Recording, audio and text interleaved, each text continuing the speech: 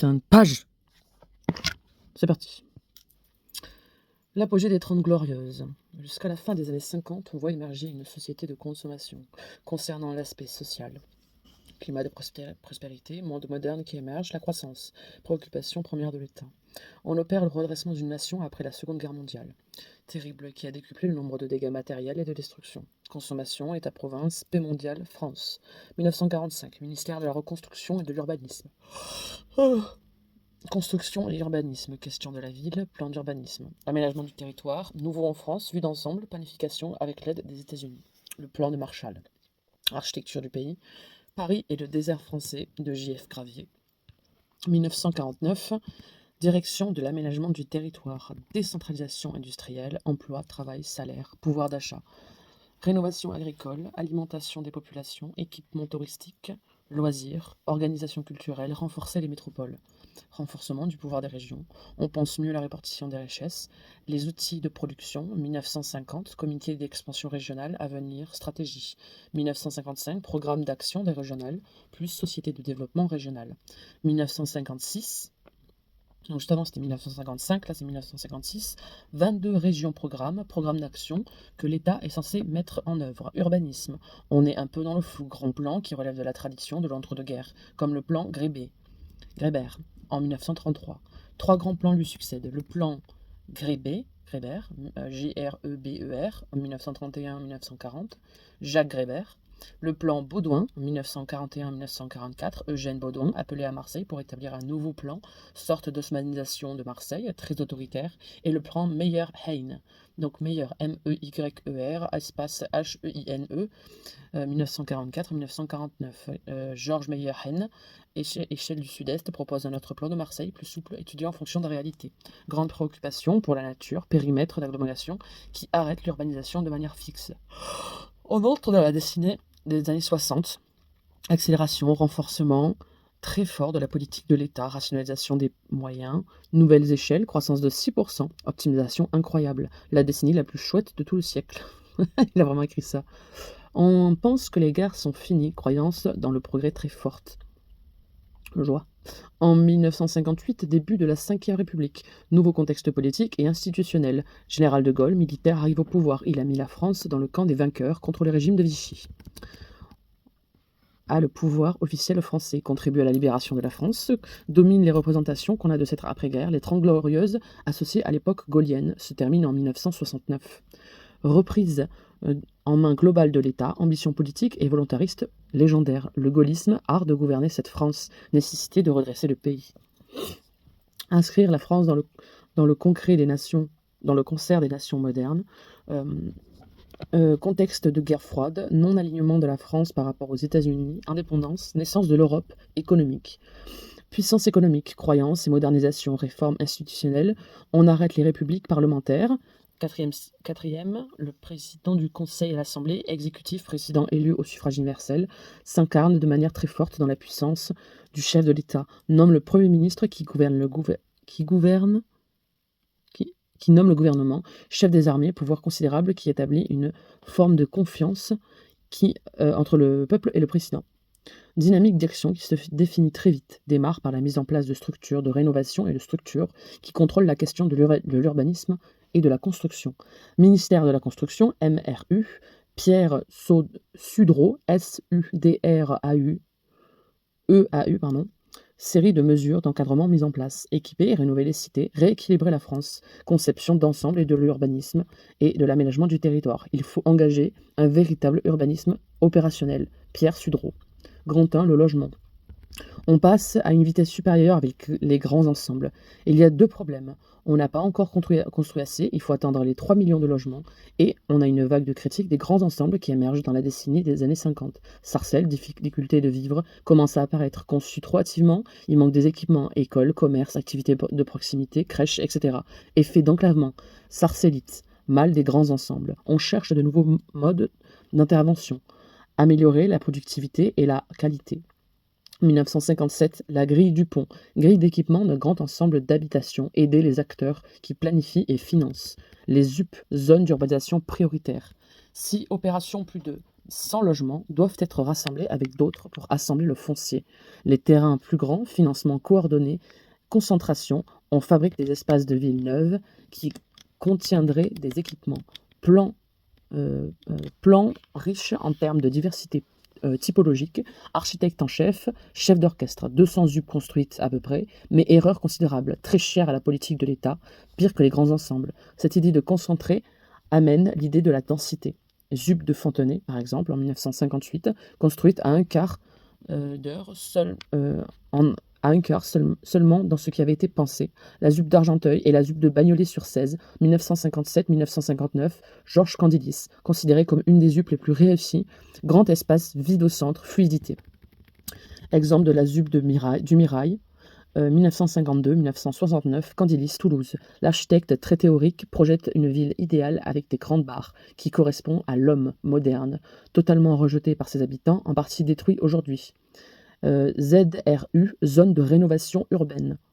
ZRU, zone de rénovation urbaine. Modernité et densité peuvent remplacer ce qui existe. La doctrine de la table rase dans la ville, très forte dans la ville de Paris, quartier rasé pour construire dans le cœur de la ville les tours.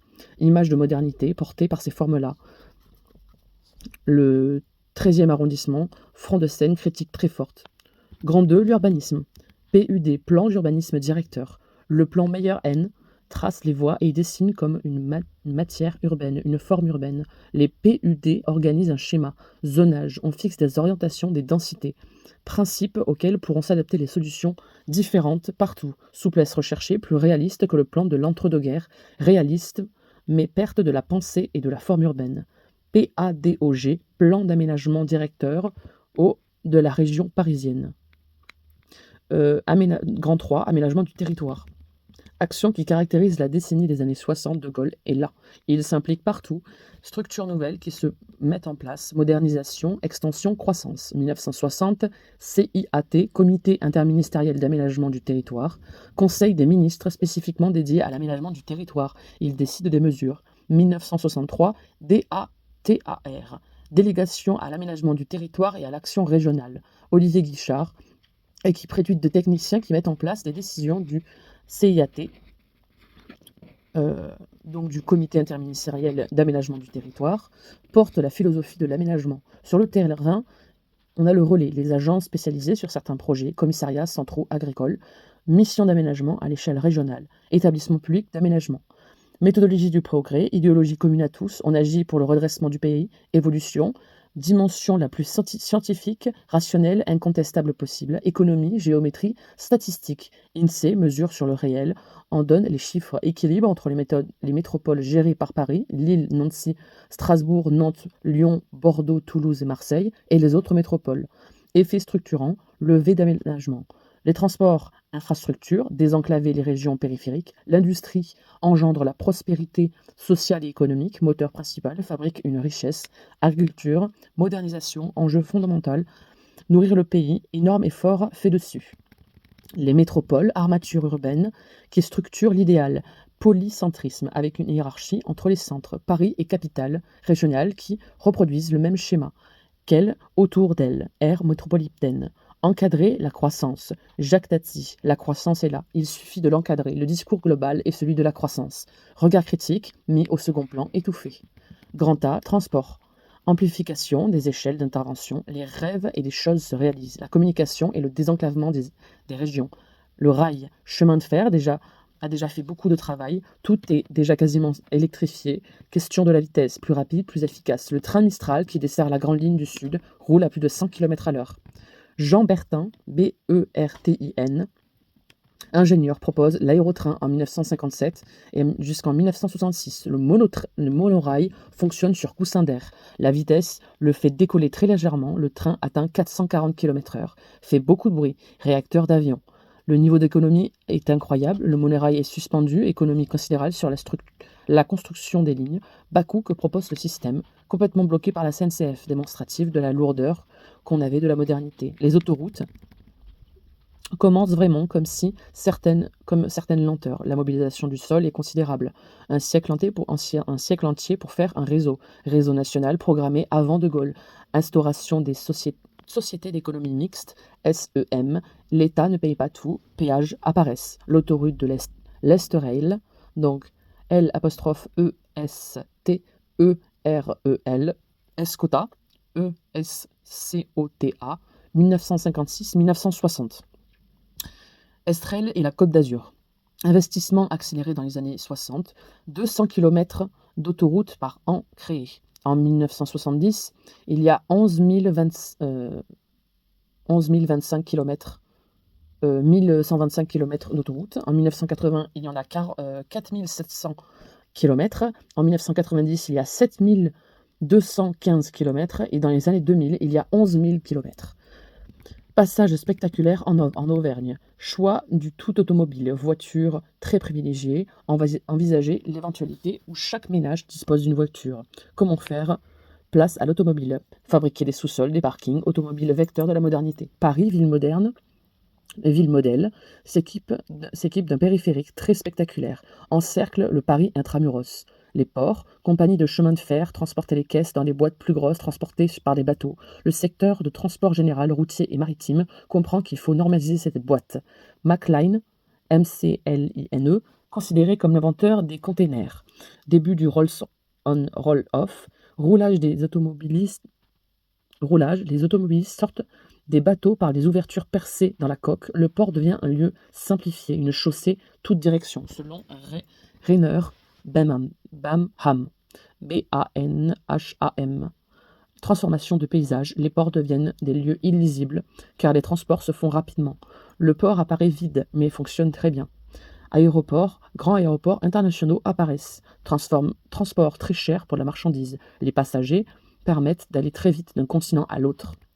Marignane, 1960, Fernand Pouillon, René Hégère, E-G-G-E-R. Orly, 1960, l'aéroport devient un lieu de spectacle et de modernité, un lieu de une destination de promenade fascinant. Le monde de la modernité est en marche, la ville fascine et inquiète. La vasine qui fascine et qui inquiète continue. On est plutôt dans le volet fascination des 30 glorieuses. L'agriculture.